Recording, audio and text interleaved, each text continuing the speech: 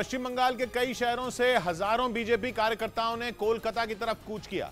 इस दौरान कई जगहों पर बीजेपी कार्यकर्ताओं की पुलिस से झड़प हो गई और बीजेपी के नबान्ना अभियान में जमकर हंगामा हुआ, जिसकी सबसे भयावह तस्वीरें हावड़ा से सामने आई, जहां प्रदर्शनकारियों पर पुलिस बल ने पानी की जबरदस्त बौछार की।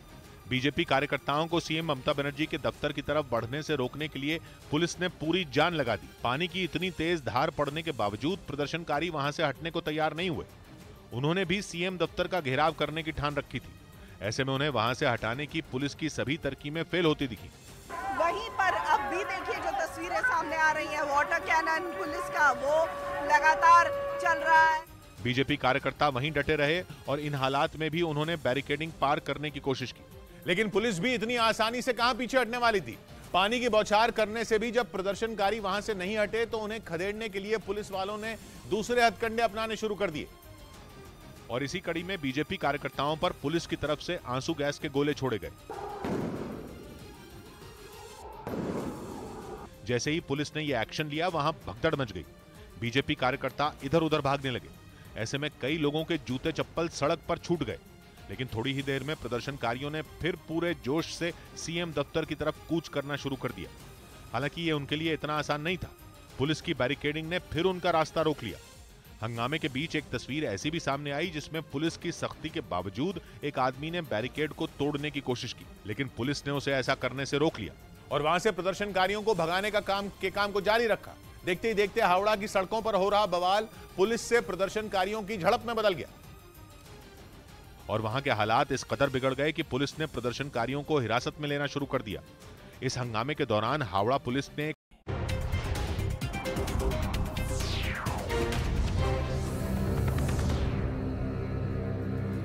बिहार के बेगूसराय से खबर सामने आ रही है। बेगूसराय में 11 लोगों को गोली मारे जाने की घटना से हड़कंप मच गया है और बताया गया कि मोटरसाइकिल पर सवार 2 सन के बदमाशों ने 6 अलग अलग जगहों पर ये गोलीबारी की है,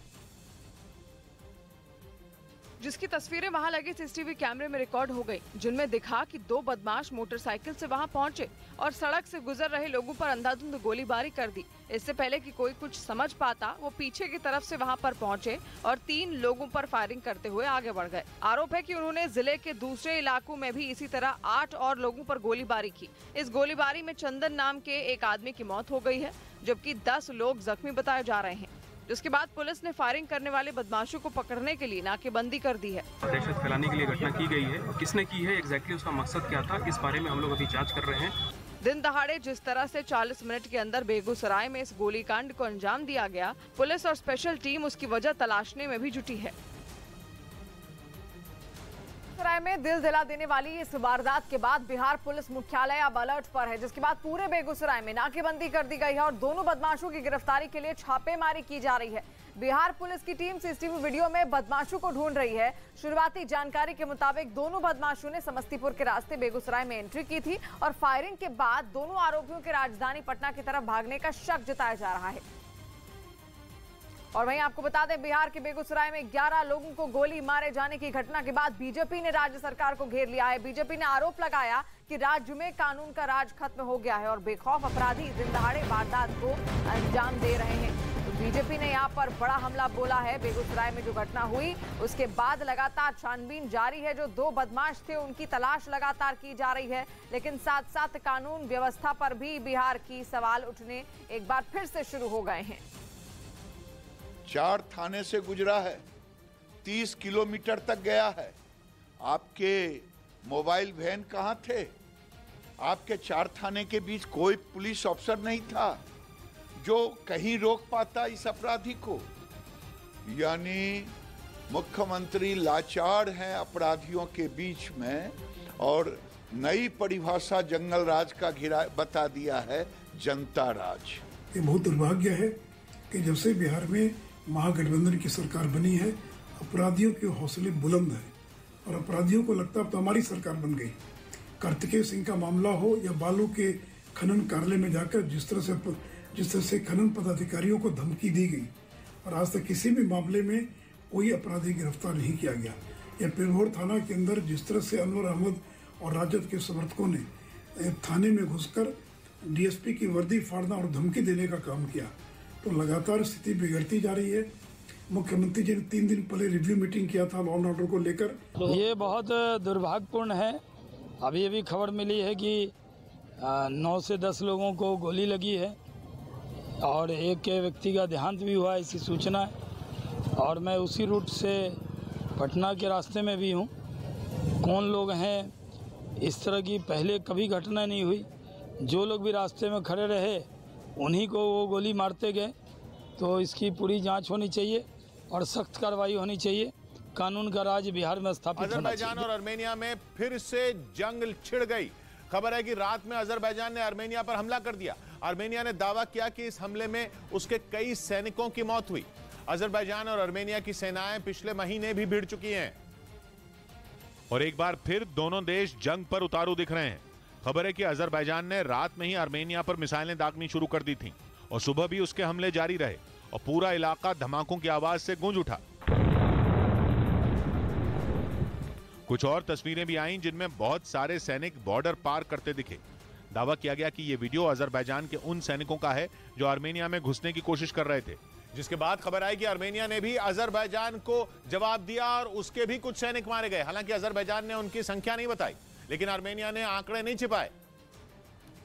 और रात में जंग शुरू होने की अगली सुबह आर्मेनिया के पीएम दुनिया के सामने आए और उन्होंने दावा किया कि अजरबैजान के हमले में उनके 49 सैनिकों की जान गई। Պաշտպանության նախարարության կողմից հաստատված 49 զոհ ունենք। आर्मेनिया मान रहा है कि यह संख्या बढ़ सकती है क्योंकि अजरबैजान जंग पर उतारू है और वहां खूनी खेल खेलना चाहता है।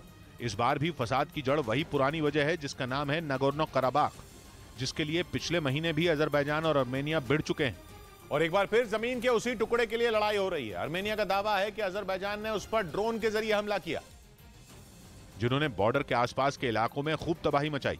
आर्मेनिया ने दावा किया कि जिस ड्रोन से उस पर हमला किया गया वो अजरबैजान को तुर्की ने दिए हैं, जिनका वो लगातार उसके खिलाफ इस्तेमाल कर रहा है। यही नहीं, आर्मेनिया ने इस मामले में रूस और CSTO की मदद मांगी है। 6 देशों वाले CSTO का पूरा नाम है the collective security treaty organisation, जिसमें रूस और आर्मेनिया शामिल हैं। ये संगठन सोवियत संघ टूटने के बाद बना था और इसका हिस्सा होने का मतलब मुसीबत के समय रूस सहयोगी देशों का साथ देगा। आर्मेनिया ने इसी हक से रूस से मदद मांगी, लेकिन इसमें एक पेच है क्योंकि अजरबैजान का साथ दे रहा है तुर्की और तुर्की नेटो का सदस्य है। यानी अजरबैजान और आर्मेनिया की लड़ाई में CSTO कूदा तो नेटो भी कूदेगा और अजरबैजान और आर्मेनिया की आपसी लड़ाई CSTO बनाम नेटो हो जाएगी, जो सीधा सीधा एक महायुद्ध को दावत देने जैसा होगा। वो युद्ध जिससे बचने के लिए अमेरिका की सेना यूक्रेन में रूस के खिलाफ नहीं लड़ी। लेकिन अजरबैजान और आर्मेनिया जिस तरह से लड़ रहे हैं और इसी की वजह से ये खतरा पूरी दुनिया पर मंडरा रहा है, क्योंकि नागोर्नो कराबाख बोतल का वो जिन है जो 2 साल बाद फिर से बाहर आ गया है। पिछली बार रूस के समझाने पर सीज फायर तो हुआ, लेकिन बात खत्म नहीं हुई। आग सुलगती रही और 2 साल बाद ज्वालामुखी बनकर फट गई, जिसकी चपेट में अब पूरी दुनिया आ सकती है। क्योंकि अगर CSTO आर्मेनिया के समर्थन में लड़ा तो तुर्की नेटो को बीच में लाएगा और अजरबैजान का साथ देगा, जिसके बाद वो होगा जिसके बारे में कोई सोचना भी नहीं चाहता, क्योंकि यूक्रेन जंग के बाद दुनिया एक और युद्ध के लिए बिल्कुल तैयार नहीं है। इधर मध्य प्रदेश के उज्जैन से दिल दिला देने वाला एक वीडियो सामने आया। वहां पर बेकाबू कार सड़क किनारे बने एक घर में जा घुसी और इस हादसे में 3 लोगों की मौके पर ही मौत हो गई। और इस घटना का जो वीडियो सामने आया उसमें कार एक गड्ढे में धंसी हुई दिखाई दी, जबकि उसके पास बने मकान की टिन टूटी और ईंटें बिखरी हुई नजर आई। हादसे की जानकारी मिलने के बाद मौके पर पुलिस पहुंच गई, जिसने क्रेन की मदद से उस कार को खींचकर गड्ढे से बाहर निकाला। इसके बाद उस कार में फंसे लोगों को बाहर निकालकर पोस्टमार्टम के लिए भेज दिया गया। इधर पश्चिम बंगाल के कई शहरों से हजारों बीजेपी कार्यकर्ताओं ने कोलकाता की तरफ कूच किया। इस दौरान कई जगहों पर बीजेपी कार्यकर्ताओं की पुलिस से झड़प हो गई और बीजेपी के नबान्ना अभियान में जमकर हंगामा हुआ, जिसकी सबसे भयावह तस्वीरें हावड़ा से सामने आई, जहां प्रदर्शनकारियों पर पुलिस बल ने पानी की जबरदस्त बौछार की। बीजेपी कार्यकर्ताओं को सीएम ममता बनर्जी के दफ्तर की तरफ बढ़ने से रोकने के लिए पुलिस ने पूरी जान लगा दी। पानी की इतनी तेज धार पड़ने के बावजूद प्रदर्शनकारी वहां से हटने को तैयार नहीं हुए। उन्होंने भी सीएम दफ्तर का घेराव करने की ठान रखी थी। ऐसे में उन्हें वहां से हटाने की पुलिस की सभी तरकीबें फेल होती दिखी। वहीं पर अब भी देखिए जो तस्वीरें सामने आ रही हैं, वाटर कैनन पुलिस का वो लगातार चल रहा है। बीजेपी कार्यकर्ता वहीं डटे रहे और इन हालात में भी उन्होंने बैरिकेडिंग पार करने की कोशिश की। लेकिन पुलिस भी इतनी आसानी से कहां पीछे हटने वाली थी। पानी की बौछार करने से भी जब प्रदर्शनकारी वहां से नहीं हटे तो उन्हें खदेड़ने के लिए पुलिस वालों ने दूसरे हथकंडे अपनाने शुरू कर दिए। और इसी कड़ी में बीजेपी कार्यकर्ताओं पर पुलिस की तरफ से आंसू गैस के गोले छोड़े गए। जैसे ही पुलिस ने यह एक्शन लिया, वहां भगदड़ मच गई। बीजेपी कार्यकर्ता इधर उधर भागने लगे। ऐसे में कई लोगों के जूते चप्पल सड़क पर छूट गए। लेकिन थोड़ी ही देर में प्रदर्शनकारियों ने फिर पूरे जोश से सीएम दफ्तर की तरफ कूच करना शुरू कर दिया। हालांकि यह उनके लिए इतना आसान नहीं था। पुलिस की बैरिकेडिंग ने फिर उनका रास्ता रोक लिया। हंगामे के बीच एक तस्वीर ऐसी भी सामने आई जिसमें पुलिस की सख्ती के बावजूद एक आदमी ने बैरिकेड को तोड़ने की कोशिश की, लेकिन पुलिस ने उसे ऐसा करने से रोक लिया और वहां से प्रदर्शनकारियों को भगाने का काम को जारी रखा। देखते ही देखते हावड़ा की सड़कों पर हो रहा बवाल पुलिस से प्रदर्शनकारियों की झड़प में बदल गया और वहां के हालात इस कदर बिगड़ गए कि पुलिस ने प्रदर्शनकारियों को हिरासत में लेना शुरू कर दिया। इस हंगामे के दौरान हावड़ा पुलिस ने एक प्रदर्शनकारी को खूब पीटा। उसकी लाठियों, लात और घूंसों से जमकर पिटाई की गई, लेकिन वो आदमी भी पुलिस के सामने सिर झुकाने को तैयार नहीं हुआ। इस बीच उसे बचाने के लिए एक महिला बीच में आ गई और उसे पुलिस वालों से दूर ले गई। इसी तरह कई जगहों पर प्रदर्शनकारियों की पुलिस से झड़प हुई। इस दौरान बीजेपी के कई कार्यकर्ता जख्मी हो गए, लेकिन पुलिस भी पीछे नहीं हटी और प्रदर्शनकारियों को सड़कों से भगाने का काम जारी रखा। हालांकि यह बवाल नहीं थमा। सीएम दफ्तर का घेराव करने निकले बीजेपी कार्यकर्ताओं ने राजधानी कोलकाता की सड़क पर खड़ी कुछ गाड़ियों में आग लगा दी, जिस वजह से यह हंगामा पहले से ज्यादा उग्र हो गया, क्योंकि प्रदर्शनकारियों ने गाड़ियों को आग लगाकर फूंक डाला। कोलकाता में बीजेपी के दो बड़े नेताओं शुवेंदु अधिकारी और लॉकेट चटर्जी के नेतृत्व में बीजेपी के नबान्न अभियान ने रफ्तार पकड़ी, जिस पर पुलिस ने बीच रास्ते में ही ब्रेक लगा दिया। शुवेंदु अधिकारी बीजेपी के तमाम कार्यकर्ताओं के साथ सीएम दफ्तर का घेराव करने निकले, लेकिन पुलिस ने बैरिकेडिंग कर उन्हें रोक दिया, जिस पर उनका गुस्सा भड़क गया।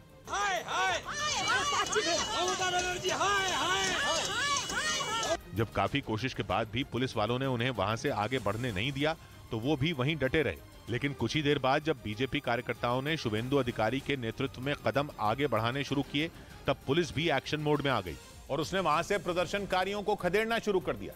इन हालात में वहां भगदड़ मच गई। इस दौरान कई लोगों को गंभीर चोटें भी आई और सामने आई तस्वीरों में एक महिला सिर पर चोट लगने के बाद बेसुध नजर आई। एक आदमी तो बेहोश होकर ही सड़क पर गिर गया, जिसे वहां मौजूद दूसरे प्रदर्शनकारियों ने संभाला। ऐसे में शुवेंदु अधिकारी ने ममता सरकार पर तानाशाही का आरोप लगा दिया। ममता लेडी किम नॉर्थ कोरिया बनिए दिए पश्चिम बंग के। बिगड़ते हालात को देखते हुए पुलिस ने शुवेंदु अधिकारी को जबरन हिरासत में ले लिया, लेकिन ममता सरकार के खिलाफ उनके तेवर फीके नहीं पड़े।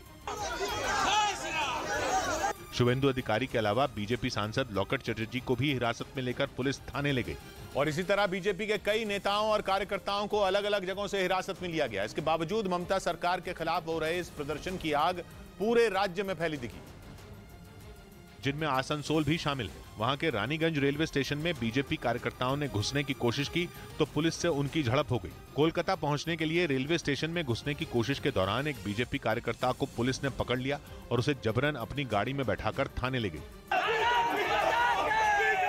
कांठी में भी बीजेपी कार्यकर्ताओं ने कोलकाता की तरफ कूच करने के लिए रैली निकाली और जमकर नारेबाजी की। इसी तरह राज्य भर से बड़ी संख्या में बीजेपी कार्यकर्ता कोलकाता में मौजूद सीएम ममता बनर्जी के दफ्तर को घेरने के लिए निकल पड़े और जब रास्ते में पुलिस ने उन्हें रोकने की कोशिश की तो जमकर हंगामा हुआ। बीजेपी ने यह अभियान ममता सरकार पर भ्रष्टाचार का आरोप लगाते हुए छेड़ा। हालांकि इसे राज्य सरकार की तरफ से मंजूरी नहीं दी गई थी। और यूपी के सीतापुर में अवैध निर्माण के खिलाफ प्रशासन ने कड़ी कार्रवाई की है और मकान पर बुलडोजर चलाकर उसे जमींदोज कर दिया। सीतापुर के लहरपुर इलाके में खेती की जमीन पर अतिक्रमण किया गया था, जिसे खाली कराने के लिए कोर्ट ने आदेश दिया, जिस पर कार्रवाई करते हुए एसडीएम बड़ी संख्या में पुलिस बल के साथ मौके पर पहुंचे और यहां अवैध रूप से बनाए गए मकान पर बुलडोजर चलवाकर ध्वस्त कर दिया गया। प्रशासन की ओर से की जा रही कार्रवाई के दौरान लोगों की भारी भीड़ इकट्ठा हो गई। बताया जा रहा है कि गाँव के पूर्व प्रधान ने अवैध रूप से इस जगह पर कब्जा कर मकान बनवाया था, जिसके खिलाफ लखनऊ के कोर्ट में याचिका दायर की गई थी। यूपी में लगातार अवैध कब्जे के खिलाफ योगी सरकार सख्त कार्रवाई कर रही है। और इसी कड़ी में सीतापुर में भी अवैध मकान पर बुलडोजर चलाकर ढहा दिया गया। इस बीच राजस्थान के पुष्कर में एक कार्यक्रम के दौरान सचिन पायलट को सीएम बनाने की मांग पर गहलोत सरकार के मंत्री के विरोध में मंच पर जूते फेंके गए। वहां पुष्कर में गुर्जर समुदाय के नेता कर्नल किरोड़ी सिंह बैसला के अस्थि विसर्जन कार्यक्रम के लिए एक महासम्मेलन बुलाया गया था, जिसमें गुर्जर समुदाय के हजारों लोग जुटे। पुष्कर में हुए इस महासम्मेलन में मुख्यमंत्री अशोक गहलोत के बेटे वैभव गहलोत समेत राजस्थान सरकार के कई मंत्री भी शामिल हुए। लेकिन जैसे ही गुर्जर समुदाय से आने वाले मंत्री अशोक चांदना मंच पर भाषण देने के लिए आए, सामने भीड़ में खड़े कई लोगों ने जूते और चप्पल हवा में उछालने शुरू कर दिए। बताया गया कि अशोक चांदना का विरोध कर रहे लोगों ने सचिन पायलट के समर्थन में नारे भी लगाए। कहा गया कि कार्यक्रम में जूते और चप्पल उछालने वाले लोगों ने गुर्जर समुदाय से आने वाले सचिन पायलट को राजस्थान का सीएम बनाने की मांग की और इसीलिए उन्होंने अशोक गहलोत के करीबी बताए जाने वाले अशोक चांदना का जमकर विरोध किया। बताया गया कि भीड़ में शामिल कुछ लोगों ने तो मंच पर जूते और चप्पल फेंके, जिसके बाद वहां जोरदार हंगामा शुरू हो गया। भीड़ में जिस जगह पर जूते और चप्पल उछाले जा रहे थे, वहां बड़ी संख्या में पुलिस के जवान पहुंच गए। उन्होंने हंगामा कर रही भीड़ को रोकने की कोशिश की, जिसके बाद वहां धक्का मुक्की शुरू हो गई। इससे पहले गहलोत सरकार की एक और मंत्री शकुंतला रावत ने भी मंच से भाषण दिया, लेकिन भीड़ में शामिल कुछ लोगों ने उनका भी विरोध किया और सचिन पायलट के समर्थन में नारे लगाए। इसके बाद शकुंतला रावत ने हंगामा कर रहे लोगों को नसीहत दे दी। पार्टी की मीटिंग हो तो अच्छा लगता है, ये मेरी मीटिंग नहीं है। लेकिन मंच पर मौजूद नेताओं के लाख समझाने पर भी वहां बवाल जारी रहा और भीड़ में मौजूद कुछ लोग गहलोत सरकार के मंत्रियों के खिलाफ नारे लगाते रहे। बाद में इस पूरी घटना के लिए अशोक चांदना ने सीधे सीधे सचिन पायलट को जिम्मेदार ठहरा दिया। साथ ही उन्हें अपने एक ट्वीट के जरिए चेतावनी भी दे दी। अशोक चांदना ने ट्वीट में जो लिखा, उससे राजस्थान में गहलोत गुट और पायलट के गुट के बीच का झगड़ा एक बार फिर खुलकर सामने आ गया। वहां पहले ही इस बात की चर्चा ने सियासी सरगर्मी बढ़ा दी थी कि अशोक गहलोत को कांग्रेस का राष्ट्रीय अध्यक्ष बनाया जा सकता है। ऐसे में वहां कांग्रेस के भीतर ही ये सवाल उठने लगे थे कि अगर गहलोत पार्टी के राष्ट्रीय अध्यक्ष बने तो सीएम कौन होगा। और इन्हीं चर्चाओं के बीच सचिन पायलट के समर्थकों ने उन्हें मुख्यमंत्री बनाने की मुहिम में पूरा जोर लगा दिया। इधर दिल्ली के नजदीक गाजियाबाद के साहिबाबाद इलाके में कपड़ा सुखाने को लेकर हुए विवाद में दो पक्ष आपस में भिड़ गए और बाद में मारपीट की। इस घटना का वीडियो सोशल मीडिया पर जमकर वायरल हो गया, जिसमें बीच सड़क पर दोनों पक्षों के लोग एक दूसरे पर ताबड़तोड़ लात घूंसे बरसाते दिखे। जो वीडियो सामने आया उसमें दो महिलाएं सड़क के बीचों बीच झगड़ती नजर आई। इस दौरान दोनों एक दूसरे के बाल खींचती और हाथापाई करती रहीं, जबकि थोड़ी ही दूरी पर कुछ और लोग एक दूसरे से उलझे रहे। मारपीट और हंगामे की वजह से वहां लोगों की भीड़ लग गई। कुछ लोगों ने मारपीट कर रहे लोगों को छुड़ाने की कोशिश भी की, जिसका उन पर कोई असर नहीं हुआ। इस बीच एक आदमी सड़क पर झगड़ा कर रही दूसरे पक्ष की महिला पर टूट पड़ा। आरोप है कि उसने उस महिला के न सिर्फ बाल खींचे बल्कि उससे मारपीट भी की। हालांकि बाद में सोशल मीडिया पर वीडियो के वायरल होने के बाद पुलिस ने एक आरोपी को गिरफ्तार कर लिया। इधर पहाड़ों से लेकर मैदान तक बारिश का कहर जारी है। हैदराबाद के एक इलाके में एक कार पुल के ऊपर से बह रहे पानी में फिसलकर गड्ढे में गिर गई। इस हादसे में एक बच्चे समेत 2 लोगों की मौत हो गई। छत्तीसगढ़ के बस्तर जिले में भारी बारिश की वजह से आई बाढ़ में 2 बसें फंस गईं, जिसके बाद 4 घंटे तक रेस्क्यू ऑपरेशन चलाकर उनमें सवार 110 लोगों को बचा लिया गया। मौसम विभाग ने मुंबई समेत महाराष्ट्र के ठाणे, पालघर और रायगढ़ में अगले 2 दिन के लिए ऑरेंज अलर्ट जारी कर दिया, जिसका मतलब है इन इलाकों में तेज हवाओं के साथ भारी बारिश हो सकती है। मध्य प्रदेश की राजधानी भोपाल में बच्ची से दुष्कर्म के आरोपी के घर पर प्रशासन ने हथौड़ा चलाया है। पुलिस की मौजूदगी में रेप के आरोपी का घर तोड़ा गया।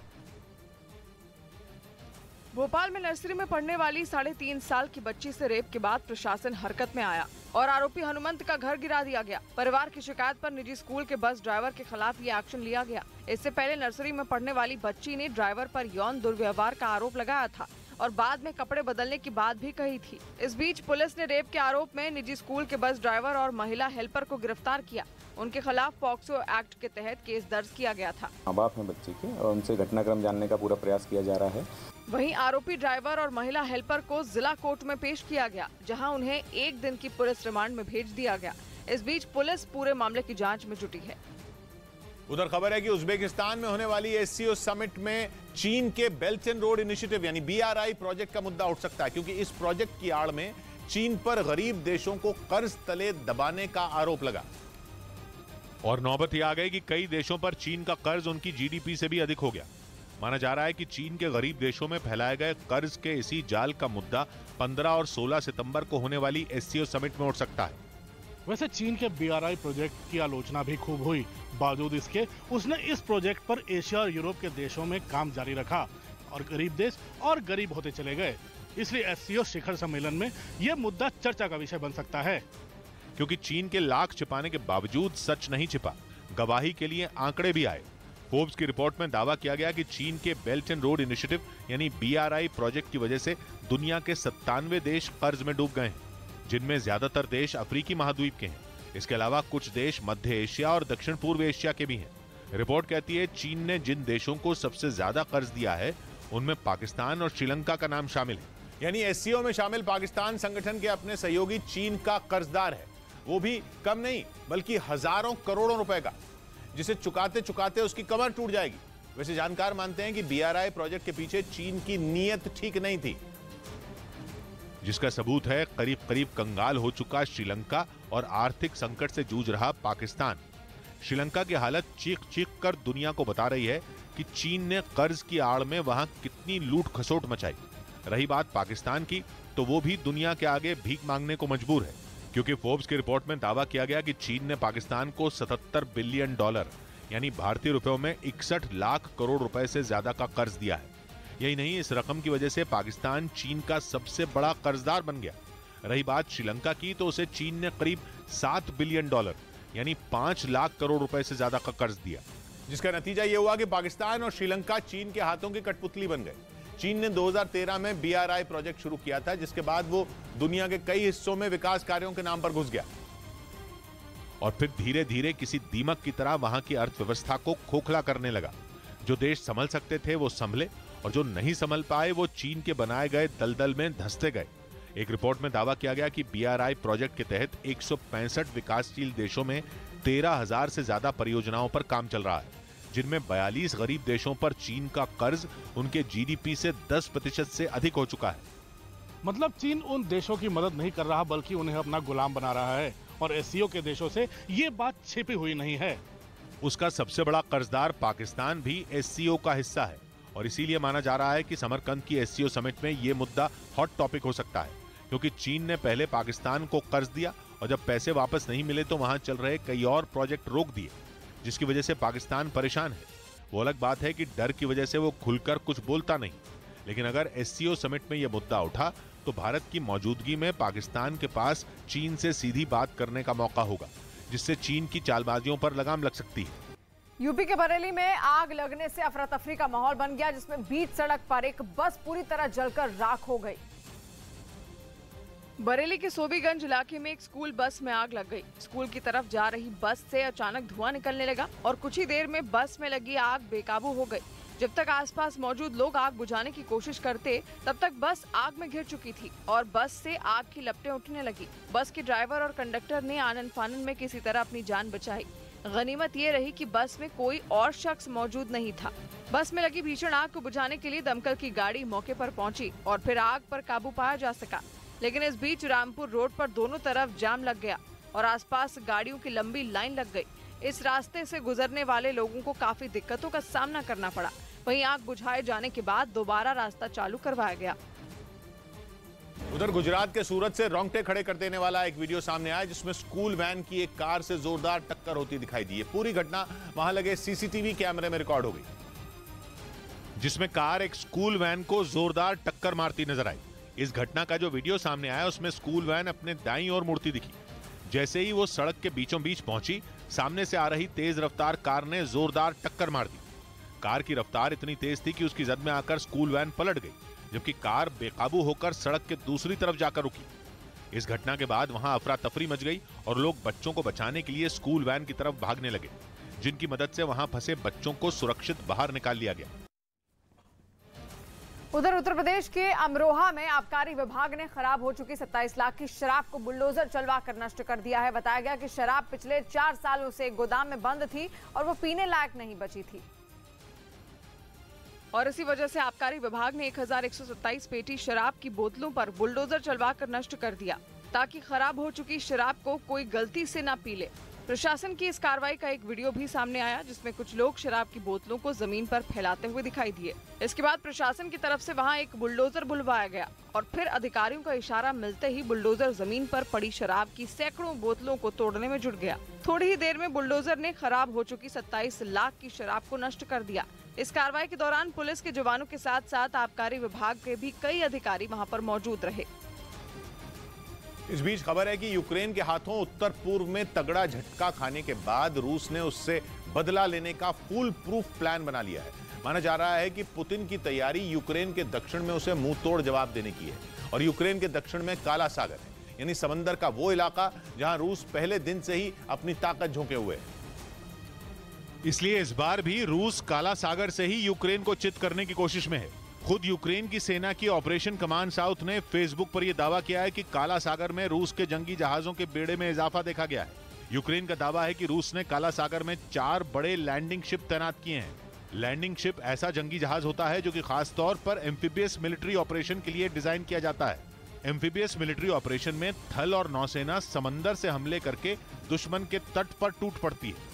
और जंग की शुरुआत से ही शक जताया जा रहा है कि रूस समंदर किनारे बसे यूक्रेन के ओडेसा शहर पर एम्फीबियस अटैक कर सकता है। हालांकि यूक्रेन की सेना का कहना है कि काला सागर में खराब मौसम की वजह से रूस की सारी तैयारी धरी की धरी रह जाएगी। लेकिन पुतिन के खेल को समझना आसान नहीं। उनके दिमाग में अगली चाल क्या है उसके बारे में कुछ भी कह पाना मुमकिन नहीं। इसलिए रूस और यूक्रेन की जंग में जल्द एक नया ट्विस्ट देखने को मिल सकता है। और काला सागर तो रूस की मांद है।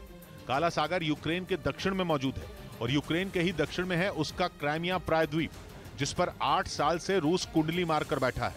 उसी क्राइमिया में रूस की नौसेना की ब्लैक सी फ्लीट यानी काला सागर में ऑपरेशन करने वाले उसके जंगी जहाजों के बेड़े का अड्डा है।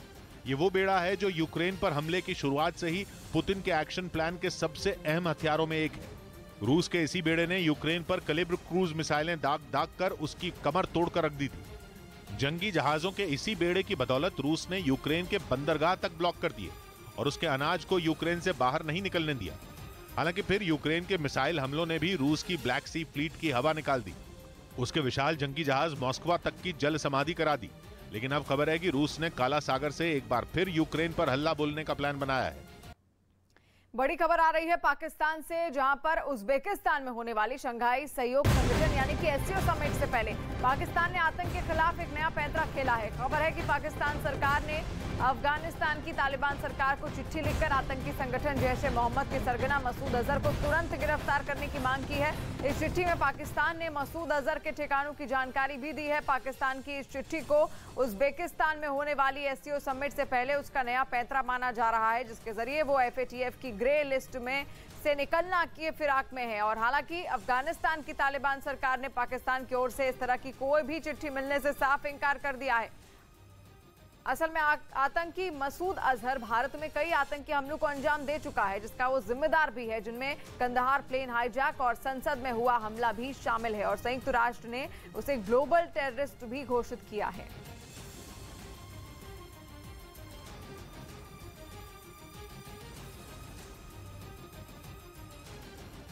इधर भोपाल में कांग्रेस ने किसानों का मुद्दा उठाया। भोपाल में कांग्रेस ने विधानसभा के बाहर किसानों के मुद्दों पर प्रदर्शन किया और सरकार पर किसानों की फसल के सही दाम नहीं देने का आरोप लगाया। राजस्थान के कोटा में जानकी देवी बजाज कॉलेज की छात्राओं ने प्रदर्शन किया और कॉलेज में शिक्षकों की कमी का मुद्दा उठाया। दिल्ली के पास गाजियाबाद में एक डॉक्टर ने फोन पर सिर तन से जुदा करने की धमकी मिलने का आरोप लगाया और इस मामले में पुलिस में शिकायत दर्ज करवाई। हमने एफआईआर दर्ज कर दिया और हमने साइबर सेल का भी वो नंबर ट्रैक करने के लिए निर्देश दिया है। शंघाई सहयोग संगठन यानी कि एससीओ समिट उज्बेकिस्तान के समरकंद में 15 से 16 सितंबर को होने जा रहा है। समिट में शामिल होने के लिए प्रधानमंत्री मोदी कल रवाना होंगे। इस दौरान रूस के राष्ट्रपति व्लादिमीर पुतिन से उनकी मुलाकात होगी। माना जा रहा है कि दोनों नेताओं के बीच कई अंतर्राष्ट्रीय एजेंडे पर बातचीत होगी। इसके साथ ही संयुक्त राष्ट्र और G20 में रूस और भारत के सहयोग पर भी चर्चा होगी। एससीओ समिट में चीन के राष्ट्रपति शी जिनपिंग और पाकिस्तान के प्रधानमंत्री शहबाज शरीफ भी हिस्सा लेंगे। समिट के दौरान प्रधानमंत्री मोदी और चीन के राष्ट्रपति की मुलाकात हो सकती है। अगर ऐसा हुआ तो दोनों करीब 3 साल बाद मुलाकात करेंगे। वैसे दोनों नेताओं की 1-to-1 मुलाकात का कोई आधिकारिक ऐलान अभी नहीं हुआ है।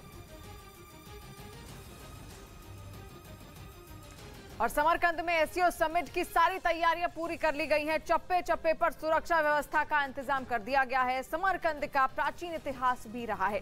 समरकंद व्यापार का बहुत बड़ा केंद्र रहा है। समरकंद क्यों मशहूर है, ये जानने के लिए देखिए न्यूज 18 की अमिताभ सिन्हा की ये एक्सक्लूसिव रिपोर्ट।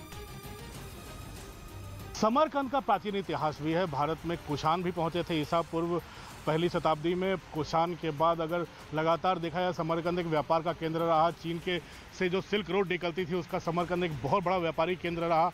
अगर भारत में इतिहास की पुस्तकों में भी समरकंद का जिक्र अक्सर बार बार होता है, लेकिन समरकंद मशहूर क्यों है, ताशकंद मशहूर क्यों है? यहाँ पर उन तैमूर लंग को लोग की इबादत करते हैं, लोग उनको सम्मान से पूजते हैं और बड़े बड़े शहरों में इनकी बड़ी बड़ी मूर्तियाँ लगी हुई हैं, क्योंकि तैमूर लंग यहाँ के बड़े सम्मानित राजा शहंशाह हुआ करते थे। तैमूर लंग का भारत का इतिहास, भले ही भारतीय इतिहास के पन्नों में उन्हें एक आक्रांता के रूप में देखा जाता है, एक हमलावर के रूप में देखा जाता है, लेकिन एक जो उज्बेकिस्तान और ये इलाका था, वो कभी मंगोलों के चंगुल में होता था, कभी ईरानियों के चंगुल में होता था, लेकिन जो तैमूर लंग जिन्हें कहा जाता है, वो भारत पर आए थे, उन्होंने हमला किया था। उज्बेक हुआ करते थे और जो बाबर की जो एंसेस्ट्री है, जो उनकी परंपरा है, वो भी उसी उज्बेकिस्तान से आती थी। तो इस तैमूर लंग की यहाँ पर लोग इबादत करते हैं और कहते हैं कि इस इलाके को एकजुट करने में, इस इलाके को आगे बढ़ाने में, इस इलाके से लोगों को जोड़ने में इनकी बहुत बड़ी भूमिका है और आज इनको लोग आइडल की तरफ पूछते हैं। ताशकंद में हमने देखा उनकी मूर्ति थी, यहाँ भी हम देख रहे हैं एक बहुत बृहद प्रतिमा तैमूर लंग की यहाँ पर मौजूद है। तो देखते हैं इतिहास आने वाले दिनों में प्रधानमंत्री का इन सेंट्रल एशियन जो देश हैं उनसे काफ़ी ज़्यादा प्रगाढ़ संबंध रहे हैं, लेकिन देखते हैं इतिहास के पन्ने अब किस तरह से इनको पलट कर देखते हैं। हालांकि भारत में कुछ और नाम से जाना जाता है और यहाँ उनको इबादत की जाती है। एससीओ समिट में पाकिस्तान के प्रधानमंत्री शहबाज शरीफ भी हिस्सा लेंगे। हालांकि अब तक ये साफ नहीं हो पाया है कि पीएम मोदी पाकिस्तान के प्रधानमंत्री से मुलाकात करेंगे या फिर नहीं। 2014 के बाद पीएम मोदी पाकिस्तान के तत्कालीन प्रधानमंत्री से कई बार मिल चुके हैं। मई 2014 में शपथ ग्रहण समारोह के दौरान पीएम मोदी और पाकिस्तान के तत्कालीन प्रधानमंत्री नवाज शरीफ के बीच मुलाकात हुई थी। तो वहीं 27 नवंबर 2014 को सार्क सम्मेलन के दौरान पीएम मोदी और नवाज शरीफ एक बार फिर से मिले थे। इसके बाद जुलाई 2015 में भी रूस के शहर उफा में एससीओ समिट के दौरान दोनों नेताओं की मुलाकात हुई थी। वहीं नवंबर 2015 में पेरिस में आयोजित जलवायु परिवर्तन समारोह के दौरान भी दोनों नेताओं की मुलाकात हुई थी, जबकि दिसंबर 2015 में काबुल से लौटते वक्त प्रधानमंत्री मोदी लाहौर पहुंचे थे और वहां पर नवाज शरीफ से वो मिले थे। वहीं महाराष्ट्र के सांगली से हैरान कर देने वाला एक वीडियो अब सामने आया है। वहां बच्चा चोरी के शक में लोगों की भीड़ ने 4 साधुओं की पिटाई कर दी और बताया गया कि चारों साधु यूपी के मथुरा के रहने वाले हैं और वो भगवान के दर्शन करने के बाद कर्नाटक से वापस लौट रहे थे। हालांकि इस मामले में पीड़ितों ने कोई शिकायत नहीं की, इसलिए पुलिस ने कोई मामला दर्ज नहीं किया। लेकिन सांगली में लोगों ने बच्चा चोर समझकर उनकी बुरी तरह पिटाई कर दी। इस घटना का जो वीडियो सामने आया उसमें कुछ लोग लाठी से साधुओं को बेरहमी से मारते दिखे। इस दौरान चारों साधु उनसे रहम की भीख मांगते और छोड़ देने की गुहार लगाते रहे, जिसका उन पर कोई असर नहीं हुआ। इस घटना का एक दूसरा वीडियो भी सामने आया, जिसमें कुछ लोग कार में बैठे इन साधुओं से पूछताछ करते और उनके कागज देखते नजर आए। इसी दौरान वहां पर एक आदमी पहुंचा जिसने कार में बैठे साधुओं पर हमला बोल दिया। इसके बाद तो वहां मौजूद दूसरे लोग भी उन पर बरस पड़े। चारों को मारपीट कर कार से बाहर निकाला गया और जैसे ही वो बाहर आए एक आदमी उन पर बेल्ट लेकर टूट पड़ा।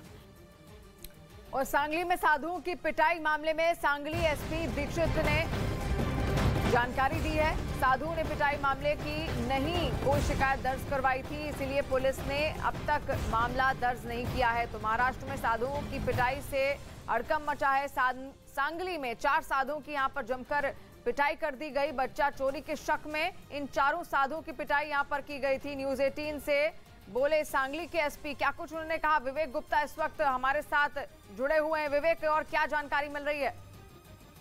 शिवानी, देखिए आपको बताना चाहेंगे कि महाराष्ट्र के सांगली में कल ये घटना घटी है जब 4 साधु जो यूपी के मथुरा के रहने वाले हैं वो भ्रमण के लिए साउथ इंडिया जा रहे थे। तो बीच में महाराष्ट्र पड़ा। महाराष्ट्र के सांगली से जब वो गुजर रहे थे तो वहाँ के जो लोकल लोग हैं उन्होंने वहाँ पे रोका और बच्चा चोरी गिरोह के आरोप में उनका आई कार्ड देखा। आई कार्ड देखने के बाद उनके साथ काफी ज्यादा मारपीट की, उन्हें बेल्टों से मारा, लाठियों से मारा।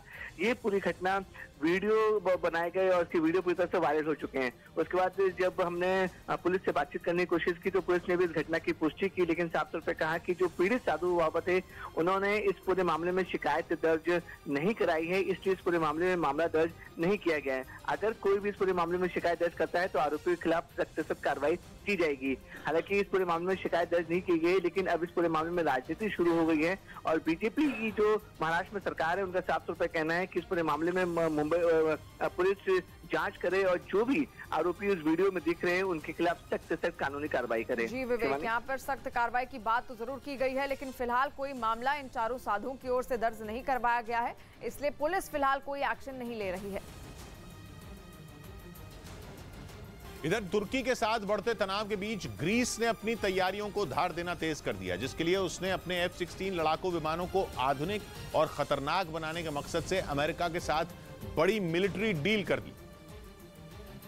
और इस डील के तहत अमेरिका से 2 फाइटर जेट तैयार होकर ग्रीस पहुंच भी गए, जिन्हें राजधानी एथेंस के पास एक एयरबेस में हुए कार्यक्रम में वायुसेना में शामिल किया गया। मतलब अब ग्रीस की वायुसेना दुनिया की उन चुनिंदा एयरफोर्स में शामिल हो गई जो अमेरिका से मिले घातक फाइटर जेट से लैस है, क्योंकि अमेरिका ने F-16 का वाइपर वर्जन बहुत कम देशों को मुहैया करवाया। इसीलिए इन आधुनिक लड़ाकू विमानों की डिलीवरी से ग्रीस का हौसला बढ़ा हुआ नजर आया। τεράστιες δυνατότητες, ειδικά όσον αφορά τα ηλεκτρονικά του μέσα και θα αυξήσει। ग्रीस ने दावा किया कि उसने इन विमानों को अपग्रेड करने के लिए अमेरिका के साथ $150 करोड़ मतलब भारतीय रुपयों में करीब 11,800 करोड़ की डील की है, जिसके तहत उसे अभी 81 एडवांस्ड F-16 फाइटर जेट और मिलेंगे, जिसके बाद उसकी वायुसेना की ताकत कई गुना बढ़ जाएगी और तुर्की के लिए उसके खिलाफ किसी भी तरह का मिलिट्री एक्शन लेना आसान नहीं रह जाएगा। क्योंकि ग्रीस को जो F-16 लड़ाकू विमान अपग्रेड होकर मिलने वाले हैं, उनकी गिनती दुनिया के बेहद आधुनिक लड़ाकू विमानों में होती है। इनमें बेहद घातक बम और हवा से जमीन और हवा से हवा में मार करने वाली मिसाइलों को लोड किया जा सकता है, जो इन्हें और भी खूंखार बना देती हैं। और इनके रडार इतने शक्तिशाली होते हैं कि जो एक साथ कई टारगेट का पता लगा लेते हैं। साथ ही इन्हें दुनिया की सबसे खतरनाक और भरोसेमंद मानी जाने वाली हार्पून एंटी-शिप मिसाइल से भी लैस किया जा सकता है। और ये बात तुर्की भी अच्छी तरह जानता है कि अमेरिका की इस मिसाइल का F-16 पर होना उसके लिए कितनी बड़ी मुसीबत साबित होगा, क्योंकि भूमध्य सागर के टापुओं पर हक के मुद्दे पर ग्रीस के साथ उसका 36 का आंकड़ा है और हाल के दिनों में दोनों देशों के बीच तनाव चरम पर पहुंच चुका है। और ग्रीस ने जंग के हालात पैदा करने का ठीकरा तुर्की पर फोड़ा है। असल में तुर्की के राष्ट्रपति बीते कुछ वक्त से अपने पड़ोसी ग्रीस पर हमलावर हैं और वो खुलेआम उसके खिलाफ मिलिट्री एक्शन की धमकी तक दे चुके हैं। ऐसे में लग ये रहा है कि कहीं इस बार दोनों नेटो देशों के बीच दशकों से चला आ रहा समुद्री विवाद कहीं दुनिया में नई जंग न भड़का दे। और अब तो तुर्की की चुनौती से निपटने के लिए अमेरिका ने ग्रीस को अपने बेहद मजबूत फाइटर जेट से लैस करने की कवायद भी शुरू कर दी। असल में भूमध्य सागर में पाया जाने वाला बड़ा गैस का भंडार भी तुर्की और ग्रीस के बीच विवाद की जड़ है। और ये पहली बार नहीं है जब ग्रीस और तुर्की आमने सामने आए हों। पहले भी 3 बार दोनों जंग के बेहद करीब आ चुके हैं, क्योंकि ग्रीस और तुर्की के बीच भूमध्य सागर में मौजूद कुछ टापुओं पर हक को लेकर पुराना झगड़ा है। तुर्की का आरोप है कि ग्रीस इन टापुओं पर अपनी सेना की मौजूदगी बढ़ा रहा है, जो कि अंतर्राष्ट्रीय संधियों का उल्लंघन है। लेकिन ग्रीस का कहना है कि इन टापुओं पर आज से नहीं बल्कि दशकों से उसकी सेना तैनात है और उसे आत्मरक्षा का पूरा अधिकार है। असल में भूमध्य सागर के अपने तट पर तुर्की की सेना तैनात है और जिन टापुओं पर विवाद है वो तुर्की की सेना की जद में है।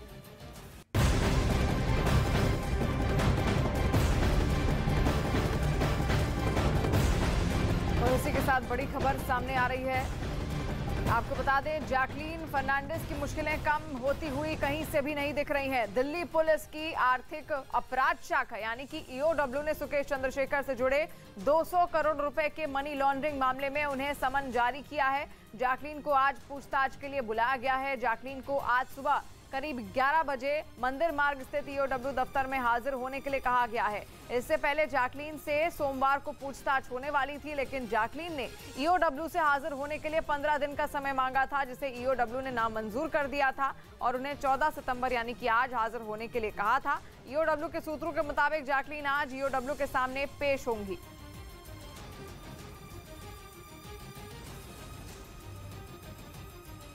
उधर विदेश मंत्री एस जयशंकर के सऊदी अरब के दौरे से पाकिस्तान में खलबली मच गई। अपने पहले दौरे पर वहां पहुंचे एस जयशंकर ने क्राउन प्रिंस मोहम्मद बिन सलमान से मुलाकात की, जिसके बाद पाकिस्तान के पूर्व राजनयिक अब्दुल बासित ने शहबाज सरकार को सतर्क रहने की सलाह दे दी। और ऐसा इसलिए क्योंकि पिछले कुछ सालों में भारत और सऊदी अरब के बीच राजनीतिक, सुरक्षा और ऊर्जा समेत कई क्षेत्रों में संबंध लगातार मजबूत हुए हैं। जानकारों का मानना है कि प्रधानमंत्री मोदी के कार्यकाल में जिस तरह से सऊदी अरब भारत के करीब आया है, उसने पाकिस्तान की नींद उड़ा दी है। दोनों देशों के बीच बढ़ रहे कारोबारी रिश्ते भी उसे फूटी आंख नहीं सुहा रहे। खासतौर पर भारत और सऊदी अरब के बीच कच्चे तेल का कारोबार। यूक्रेन से युद्ध की वजह से पश्चिमी देशों के आर्थिक प्रतिबंध झेल रहा रूस भारत को कम दाम पर तेल बेच रहा है। इसके बाद भी भारत ने सऊदी अरब से तेल लेना बंद नहीं किया। आंकड़ों के मुताबिक भारत अपनी जरूरत का 18% कच्चा तेल सऊदी अरब से आयात करता है। यही नहीं, भारत की जरूरत की 30% LPG भी वहीं से आती है। इसके साथ ही सऊदी अरब भारत का चौथा सबसे बड़ा ट्रेड पार्टनर है। पिछले कुछ सालों में दोनों देशों के बीच कारोबार एक नई ऊंचाई पर पहुंचा है। माना जा रहा है कि भारत और सऊदी अरब के बीच मजबूत होते रिश्तों ने पाकिस्तान को चिंता में डाल दिया है। और इसी वजह से वहां के पूर्व राजनयिक अब्दुल बासित पाकिस्तान को आंखें खोलकर रखने की नसीहत दे रहे हैं। असल में सऊदी अरब पाकिस्तान के ज्यादा करीब माना जाता था, लेकिन जब सऊदी अरब में मोहम्मद बिन सलमान क्राउन प्रिंस बने और पाकिस्तान में इमरान खान की सत्ता आई, तो दोनों देशों के बीच रिश्तों में तल्खी देखी गई। इसके बाद भी पाकिस्तान की खस्ताहाल अर्थव्यवस्था को संभालने के लिए सऊदी अरब ने वहां कई बार निवेश किया। लेकिन बिगड़े रिश्तों की वजह से पाकिस्तान को इसके लिए भी लगातार गुहार लगानी पड़ी थी। यानी सऊदी अरब ने न चाहते हुए भी उसकी मदद की। अब अगर भारत के साथ सऊदी अरब के रिश्ते और मजबूत हुए तो आतंक को पनाह देने वाले पाकिस्तान को झटका लग सकता है। सऊदी अरब और उसके बीच की खाई बढ़ सकती है। और इधर दिल्ली के नजदीक गाजियाबाद में मोटरसाइकिल को लेकर हुए विवाद में एक आदमी की बेरहमी से पिटाई कर दी गई, जिसका सीसीटीवी वीडियो तेजी से अब जमकर वायरल हो रहा है। जिसमें कुछ लोग बियर की दुकान पर आए और अचानक तोड़फोड़ शुरू कर दी। इसके कुछ ही देर बाद उन्होंने लोहे का गेट तोड़ दिया और दुकान के अंदर घुस गए। इसके बाद सेल्समैन की बुरी तरह से पिटाई की गई। वीडियो में दिख रहा है कि किस तरह से 3 लोग सेल्समैन सौरभ को पीट रहे हैं। यहाँ तक कि बियर की पेटियों से भी उस पर हमला किया गया। घटना गाजियाबाद के आनंद औद्योगिक इलाके की है, जब सेल्समैन सौरभ की मोटरसाइकिल आरोपियों ने गिराकर तोड़ दी। इसी बात को लेकर कहासुनी हुई, जिसके बाद आरोपी वापस चले गए और थोड़ी ही देर में अपने साथियों को लेकर पहुंचे और सौरभ से दुकान में घुसकर मारपीट की। ये पूरी घटना सीसीटीवी कैमरे में रिकॉर्ड हो गई। पुलिस ने मारपीट के आरोप में 3 सगे भाइयों को गिरफ्तार किया है और बाकी लोगों की तलाश जारी है। इधर उत्तराखंड में भी मदरसों का सर्वे होगा। उत्तर प्रदेश के बाद उत्तराखंड सरकार ने भी राज्य के मदरसों का सर्वे करवाने का फैसला लिया। एक बार सर्वे होना बहुत नितांत जरूरी है। यूपी के शाहजहांपुर में पुलिस और प्रशासन ने नदी किनारे सरकारी जमीन से कब्जा हटवाने के लिए बुलडोजर चलवाया। उधर उत्तर प्रदेश के सहारनपुर से हैरान कर देने वाला एक वीडियो सामने आया, जिसमें एक ई रिक्शा बीच सड़क पर पलट गया। हादसे के बाद गुस्साए लोगों ने जमकर हंगामा किया, जिसका एक वीडियो भी सामने आया जिसमें कुछ बच्चे सड़क से गुजरते दिखाई दिए। तभी पीछे से आ रहा एक ई रिक्शा भी नजर आया, जिसमें कुछ बच्चे बैठे हुए दिखाई दिए। अचानक तेजी से आगे बढ़ रहा ई रिक्शा बीच सड़क पर पलट गया और उसमें बैठे बच्चे उसके नीचे दब गए। इस दौरान आसपास मौजूद लोगों ने ई रिक्शा को सीधा किया और बच्चों को सुरक्षित बाहर निकाल लिया। इस हादसे में कई बच्चे घायल हो गए, जिससे गुस्साए लोगों ने सड़क पर जमकर हंगामा किया। उन्होंने आरोप लगाया कि कई बार शिकायत करने के बावजूद उनके इलाके की सड़क की मरम्मत नहीं की गई, जिसकी वजह से वहां पहले भी इस तरह के हादसे हो चुके हैं। हालांकि घटना की जानकारी मिलने के बाद वहां इलाके के पार्षद पहुंचे, जिन्होंने सड़क बनवाने का भरोसा दिया। तब जाकर हंगामा शांत हुआ। अमेरिका के ओहायो से दिल दिला देने वाला एक वीडियो सामने आया है, जहां पर एक वैन 2 लोगों को जोरदार टक्कर मारती हुई नजर आ रही है। भीषण हादसे का खौफनाक वीडियो ओहायो के सिनसिनाटी का है, जहां शॉपिंग कॉम्प्लेक्स के आगे सड़क पार कर रहे एक दिव्यांग और उसके पास खड़े दूसरे शख्स को एक वैन ने टक्कर मार दी। वैन की रफ्तार इतनी तेज थी कि टक्कर लगते ही दोनों लोग उछलकर थोड़ी दूर तक जा गिरे। इतने में आसपास मौजूद लोग मौके पर पहुंचे, लेकिन इस बीच वैन से एक महिला बाहर निकली और हादसे का शिकार हुए एक शख्स को पीटने लगी और सुरक्षा कर्मी के पहुंचते ही महिला मौके से भागने लगी। बताया जा रहा है कि वैन को एक महिला चला रही थी और इसी महिला ने ही एक शख्स को अपना निशाना बनाते हुए उसे वैन से टक्कर मार दी। लेकिन इस हादसे में एक राहगीर भी इसकी चपेट में आ गया और जोरदार टक्कर में उसकी मौत हो गई, जबकि दूसरा शख्स गंभीर रूप से घायल हो गया। इस बीच खबर है कि यूएई तुर्की से बेहद ताकतवर बारकताश TB2 ड्रोन खरीदने की तैयारी कर रहा है। यूक्रेन ने तुर्की के इस खतरनाक ड्रोन की मदद से रूसी सेना पर जमकर कहर बरपाया। और अब उसी ड्रोन को यूएई भी तुर्की से खरीदने जा रहा है। खबर है कि जल्द ही दोनों देशों के बीच बायरक्तार TB2 ड्रोन की डील पर मोहर लग जाएगी, जिसके बाद तुर्की का ये घातक ड्रोन यूएई की सेना की ताकत बढ़ाने के काम आएगा। ठीक वैसे ही जैसे इसने रूस की शक्तिशाली सेना के सामने लड़ रही यूक्रेन की सेना में जान फूंक दी। रूस के हमले के बाद तुर्की का ये ड्रोन यूक्रेन के लिए किसी संजीवनी से कम साबित नहीं हुआ है। इसने पुतिन की फौज का वो हाल किया कि उसके जवानों को जान के लाले पड़ गए। तुर्की से मिले दुनिया के सबसे ताकतवर ड्रोन बायरक्तार TB2 ने रूसी सेना के टैंकों और बख्तरबंद गाड़ियों की कलई खोलकर रख दी। इस ड्रोन के हमलों ने 200 दिन की जंग में पुतिन के सैकड़ों टैंक और बख्तरबंद गाड़ियों के परखचे उड़ा दिए। और बायरक्तार TB2 ड्रोन की इसी ताकत को देखकर अब यूएई भी तुर्की में इसे लेने जा रहा है। इस ड्रोन को बनाने वाली कंपनी का दावा है कि यूएई से पहले ही 24 और देश बायरक्तार TB2 ड्रोन खरीदने के लिए करार कर चुके हैं, जो ये दिखाता है कि तुर्की का ये ड्रोन जंग के मैदान में कितना कामयाब है। यही वजह है कि यूएई भी इसे अपनी सेना का हिस्सा बनाना चाहता है। खबर के मुताबिक इस ड्रोन के लिए यूएई और तुर्की के बीच $200 करोड़ यानी भारतीय रुपयों में करीब 16,000 करोड़ का सौदा हो सकता है। इस डील में तुर्की न सिर्फ यूएई को बायरक्तार TB2 ड्रोन देगा, बल्कि उसकी सेना को इसके इस्तेमाल की ट्रेनिंग भी दी जाएगी। कहा जा रहा है कि यूएई तुर्की के इस ड्रोन का इस्तेमाल हूथी विद्रोहियों के खिलाफ कर सकता है, क्योंकि वो हमेशा से ही उनके निशाने पर रहा है, जिन्हें ईरान से समर्थन और हथियार दोनों मिलते रहे। माना जा रहा है कि दोनों को जवाब देने के लिए ही यूएई तुर्की के घातक बायरक्तार TB2 ड्रोन खरीदने जा रहा है। मध्य प्रदेश के खंडवा में बस के हादसे का शिकार होने के बाद उसमें फंसे लोगों को रेस्क्यू ऑपरेशन चलाकर सुरक्षित बचा लिया गया। हालांकि इस हादसे में 2 लोगों की मौत हो गई है। बताया गया कि यह हादसा तब हुआ जब बस खंडवा से इंदौर जा रही थी, लेकिन रास्ते में वो बेकाबू होकर एक छोटे पुल से नीचे गिर गई। इसके बाद तो वहां हाहाकार मच गया। इसके बाद बस में फंसे लोगों को बाहर निकालने के लिए आसपास के लोगों ने रेस्क्यू ऑपरेशन चलाया। इसके लिए वहां एक मोटी रस्सी लाई गई, जिसके एक सिरे को बस से बांधा गया, जबकि दूसरे सिरे को लोगों ने पकड़ लिया। इसके बाद उसी रस्सी के सहारे एक एक कर बस में फंसे लोगों को सुरक्षित निकाल लिया गया। हालांकि हादसे में गंभीर रूप से घायल हुए 2 लोगों की मौत हो गई। बताया गया कि स्टीयरिंग फेल होने की वजह से हादसा हुआ। जिस वक्त बस पुल से नीचे गिरी थी, उस वक्त उसमें 40 से ज्यादा लोग सवार थे। उधर इंडोनेशिया में तेल के बढ़े दाम ने पूरे देश में आग लगा दी। वहां के लोग तेल की कीमत पर बुरी तरह भड़क गए और सरकार के खिलाफ सड़कों पर उतर आए। और इतना बवाल किया कि उसे संभालते संभालते पुलिस और प्रशासन की सांसें फूल गईं। वहां से आए एक वीडियो में प्रदर्शनकारियों को रोकने के लिए बैरिकेडिंग की गई, लेकिन वो उसे लांघकर पुलिस पर टूट पड़े। हालात ऐसे हो गए कि कहीं उन्होंने आगजनी की तो कहीं पुलिस वालों पर पत्थर बरसाए। ऐसा इसलिए क्योंकि बीते कई दिनों से इंडोनेशिया में तेल के दाम बढ़ने की आशंका जताई जा रही थी, जिस पर वहां की सरकार ने अब मोहर लगा दी और वहां तेल के दाम 30% तक बढ़ गए, जिसके बाद पेट्रोल की कीमत 67 सेंट प्रति लीटर यानी भारतीय रुपयों के हिसाब से करीब 54 रुपए और डीजल की कीमत 46 सेंट यानी 37 रुपए प्रति लीटर के करीब पहुंच गई, जिस पर वहां की जनता का गुस्सा फूट पड़ा। इसके बाद कुछ प्रदर्शनकारी तो रैली निकालते हुए सरकारी दफ्तरों को घेरने पहुंच गए, जिनसे सड़कें जैम हो गईं। वहीं एक जगह पर तो लोगों ने एक दफ्तर का लोहे का गेट ही उखाड़ लिया। बताया गया कि वहां तेल के बढ़े दामों का असर सबसे ज्यादा छात्रों और मजदूर वर्ग पर पड़ेगा, इसलिए इसके खिलाफ जनता पूरे जोर शोर से विरोध जताने के लिए सड़कों पर उतर आई। अमेरिका के ओहायो से दिल दिला देने वाला एक वीडियो सामने आया है, जिसमें एक वैन 2 लोगों को जोरदार टक्कर मारती हुई नजर आ रही है। भीषण हादसे का खौफनाक वीडियो ओहायो के सिनसिनाटी का है, जहां शॉपिंग कॉम्प्लेक्स के आगे सड़क पार कर रहे एक दिव्यांग और उसके पास खड़े दूसरे शख्स को एक वैन ने टक्कर मार दी। वैन की रफ्तार इतनी तेज थी कि टक्कर लगते ही दोनों लोग उछलकर थोड़ी दूर तक जा गिरे।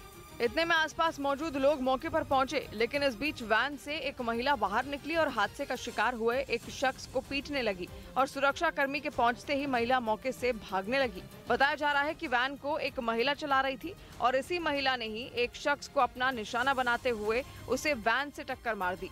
लेकिन इस हादसे में एक राहगीर भी इसकी चपेट में आ गया और जोरदार टक्कर में उसकी मौत हो गई, जबकि दूसरा शख्स गंभीर रूप से घायल हो गया। इस बीच खबर है कि अमेजॉन के मालिक जेफ बेजोस की एरोस्पेस कंपनी ब्लू ओरिजिन का अंतरिक्ष मिशन फेल हो गया। दावा किया गया कि जिस रॉकेट को अंतरिक्ष में जाना था वो उड़ान भरने के कुछ सेकंड बाद ही जमीन पर आ गिरा, जिसके पीछे की वजह उसमें आई तकनीकी खराबी को बताया गया। असल में ब्लू ओरिजिन के इस रॉकेट को अंतरिक्ष की सतह तक जाना था, जिसने तय वक्त पर आग उगलते हुए उड़ान भरी और हवा में कुछ मीटर उड़ने तक उसमें कोई दिक्कत नजर भी नहीं आई। लेकिन चंद सेकंड के बाद उसने आगे बढ़ना बंद कर दिया और वो जोरदार रफ्तार से जमीन की तरफ आने लगा, जिसके बाद उसमें लगे छोटे पैराशूट खुल गए। बताया गया कि ये मिशन न्यू शेफर्ड प्रोग्राम का एक हिस्सा था, जिसके तहत जेफ बेजोस की कंपनी लोगों को अंतरिक्ष की यात्रा कराने वाली है। लेकिन उसका पहला ही मिशन बुरी तरह फेल हो गया, जिसमें रॉकेट इतनी ऊंचाई से गिरा कि पहले छोटे पैराशूट और फिर बड़ा पैराशूट खुलने के बावजूद उसे संभाला नहीं जा सका और वो तेज रफ्तार से आकर सीधा जमीन पर गिरा। हालांकि गनीमत की बात यह रही कि हादसे के वक्त उसमें कोई मौजूद नहीं था। बिहार के गया से सोशल मीडिया में एक वीडियो वायरल हो रहा है, जिसमें एक शख्स सरेआम बंदूक लहराता हुआ नजर आ रहा है। बीच सड़क पर हंगामा और फिर लहराई बंदूक। दो पक्षों में मामूली कहासुनी के बाद विवाद शुरू हुआ और एक आदमी ने दूसरे पक्ष के लोगों पर बंदूक तान दी और जान से मारने की धमकी देने लगा। वहीं जब बीच बचाव करने के लिए कुछ लोग पहुंचे तो आदमी उन लोगों के साथ भी धक्का मुक्की करने लगा। दोनों पक्षों के बीच काफी देर तक सड़क पर हंगामा चलता रहा। विवाद बढ़ता देख गांव के और लोग इकट्ठा हो गए और मौके पर बंदूक लहराते आदमी को समझाने की कोशिश करने लगे। वहीं वीडियो वायरल होने के बाद पुलिस ने इस मामले में शिकायत दर्ज कर ली है, लेकिन आरोपी अब तक फरार है। पुलिस दावा कर रही है कि वीडियो के आधार पर पिस्तौल लहराने वाले आरोपी की पहचान कर ली गई है और जल्द ही उसे गिरफ्तार कर लिया जाएगा। इस बीच बीजेपी ने जेडीयू को फिर झटका दिया। केंद्र शासित प्रदेश दादरा और नगर हवेली में नीतीश कुमार की पार्टी जेडीयू को बड़ा झटका लगा। वहां जेडीयू के 17 में 15 जिला पंचायत सदस्यों ने बीजेपी का दामन थाम लिया। जेडीयू की जिस तरह की विश्वासघात की राजनीति है, ये यहाँ के लोगों को अच्छा नहीं लगा है। मुंबई में 29 सितंबर को विपक्षी दलों की एक बैठक होगी, जिसमें वहां जल्द होने वाले बीएमसी चुनाव की रणनीति पर चर्चा की जाएगी। इस बैठक में उद्धव ठाकरे और शरद पवार समेत कांग्रेस के कई बड़े नेता मौजूद रहेंगे। पुणे में प्रशासन ने नकली पनीर बनाने के आरोप में एक फैक्ट्री पर छापा मारा और वहां से 23 लाख का नकली पनीर बरामद करने का दावा किया। और झारखंड के जमशेदपुर में बारिश के बाद शहर के सबसे बड़े सरकारी अस्पताल में पानी भर गया है, जिसके बाद मरीजों को मुश्किलों का सामना करना पड़ा,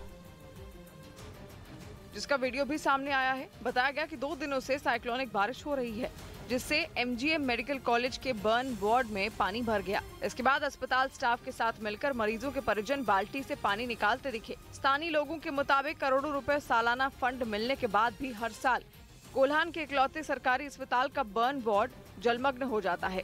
इस बीच जलभराव के बाद बर्न वार्ड में भर्ती मरीजों में इन्फेक्शन का खतरा मंडरा रहा है।